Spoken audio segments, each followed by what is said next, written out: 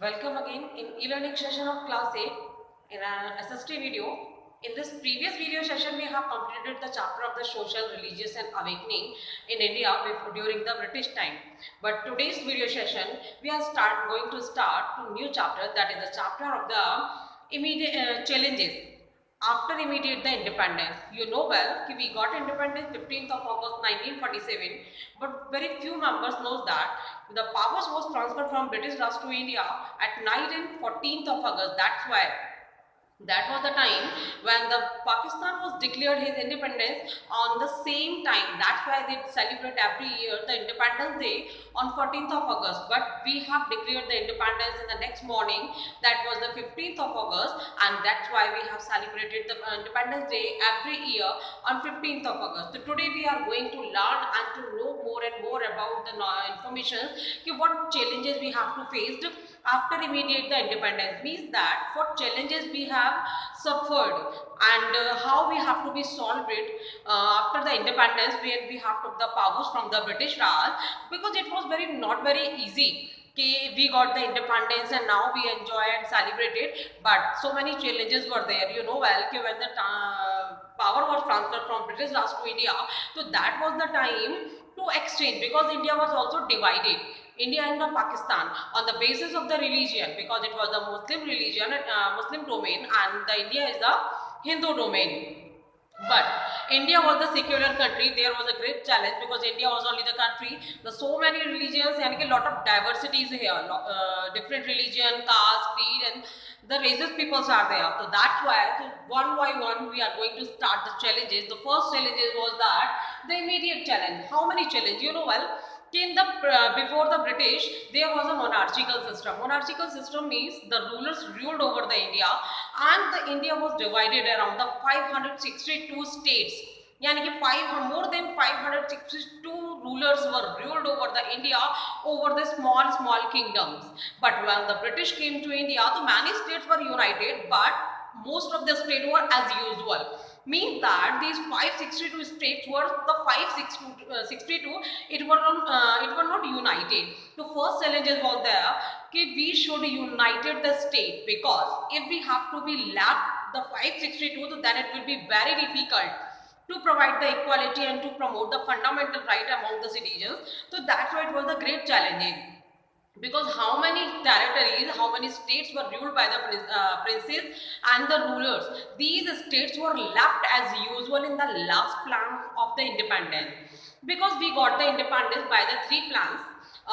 In 1945, when the Second World War was over, then the government was changed in England and the Sullivan Attlee became the new Prime Minister of the England, and the Sullivan Attlee want to transfer the power from British Raj to India. That's why he sent a plan that was called the Cabinet Mission Plan.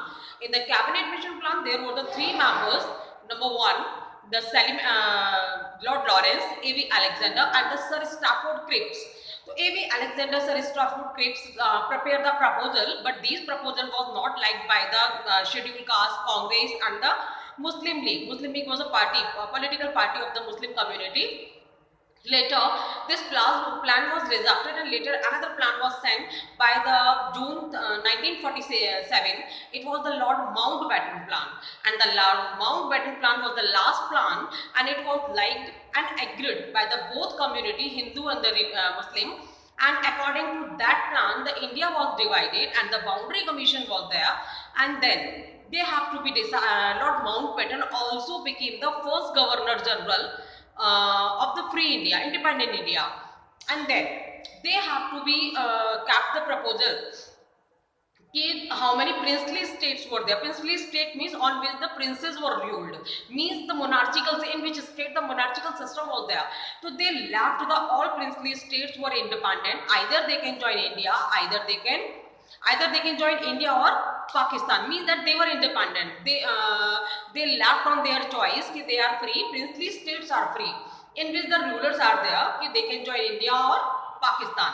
But it was a great challenge in front of the India, because if the most of the states will join the Pakistan, then definitely Pakistan will become the powerful. That's why our first Home Minister, the Sardar Vallabhbhai Patel, played a very vital role to face that challenges, and they tried to convince the peoples and to convince the rulers to join the India. So that's why they have first wished that most of the princely states should join the India.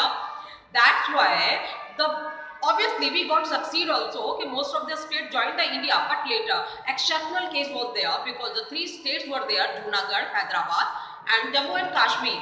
They don't want to join India. They were confused, and that's why the Sardar Vallabhbhai Patel played a very vital role to convince them. Number one, Hyderabad. Hyderabad was a Muslim state. Most of the majority of the Muslim community, that's why they were feared. They thought that our fundamental right will be violated, so we should join the Pakistan. But the Vallabhbhai Patel assured them that their fundamental right never will be violated, and we will provide them some special privileges also. Then the Hyderabad joined the India, and then last the Junagadh. Junagadh was also joined like that, and the same as Jammu and Kashmir.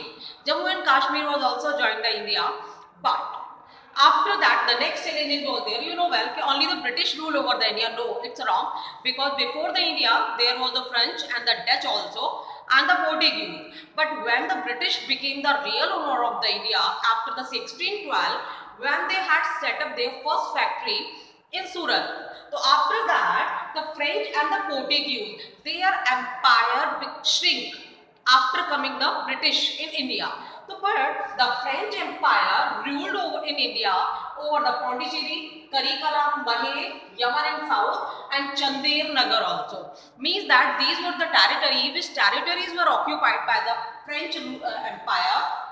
And the French Empire released the India, yani ki these territories of the India got independence from the French ruler, yani ki whole India getting the independence from the British, but especially these 4 to 6 territories are there, those who got independence from the French rulers, and the French rulers released these territories in 1954, yani ki after enabling the Constitution of India, because our Constitution enabled in 1950, 26 January 1950, but these territories get independence in 1954. Same as Portuguese means Portugal were also ruled over the India, and these Goa, Daman and Diu, Dadra and Nagar Haveli was also occupied by the Dadra, but these 3 and 4 territories, the peoples were suffered for getting the fundamental right, and they were tortured badly by these Portuguese Empire. That's why the Indian army reached to Goa to